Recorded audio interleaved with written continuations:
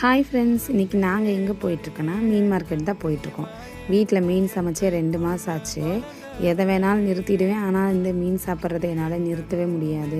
அதனால் பொறுத்தது போதும், இன்றைக்கி மீன் வாங்கி ஆகணும்னு சொல்லிட்டு மார்க்கெட் போனோம். ஆனால் போனதுக்கப்புறம் தான் தெரியுது மார்க்கெட்டே காலியாக இருந்துச்சு. நாங்கள் போனது இடம்தான் இல்லையா, அதனால் மீன்லாம் அவ்வளோவா எதுவுமே இல்லை. ஒரே ஒரு கடையில் தான் இருந்துச்சு. மீன்லாம் கொஞ்சம் பழைய மீனாக இருந்துச்சு. வாங்கலாமா வேண்டாமான்னு யோசிச்சுட்டே இருந்தேன். அப்புறம் என்ன பண்ணுறது, சரி வாங்கி தான் ஆகணும், வந்தாச்சு. மேக்ஸிமம் மீன் வந்துட்டு நாங்கள் வீட்டில் வந்து தான் க்ளீன் பண்ணுவோம். ஆனால் இன்றைக்கி லேட் ஆனதுனால கடையிலே வெட்டி வாங்கிட்டு வந்துடலாம் அப்படின்னு சொல்லிட்டு அங்கேயே கட் பண்ணி வாங்கிட்டு வந்தாச்சு. இந்த கொத்தமல்லி தழை கட்டு வந்து போன மாதம்லாம் வந்து 60 ரூபான்னு விற்றாங்க. வாங்குறதுக்கே யோசனையாக இருந்துச்சு. ஆனால் இன்றைக்கி மார்க்கெட்டில் வந்து வெறும் 5 ரூபாய்க்கு விற்றாங்க ஒரு கட்டு. ஏன்னு தெரியல, புதினாவும் 5 ரூபாய்க்கு தான் இருந்துச்சு. அதில் எல்லாத்துலேயும் ஒவ்வொரு கட்டு வாங்க. ரொம்ப நாளைக்கு அப்புறம் வீட்டில் மீன் குழம்பு வாசனை சூப்பராக இருந்துச்சு. ஒரு நாள் என்னோடய மீன் குழம்பு ரெசிபியும் நான் போடுறேன். நான் இன்றைக்கி வந்து மீன் கொஞ்சம் பொரிச்சிட்டு கொஞ்சம் மீன் வந்து குழம்பு வச்சுருந்தேன். சூப்பராக இருந்துச்சு. நெக்ஸ்ட் வீடியோவில் பார்க்கலாம். டாட்டா.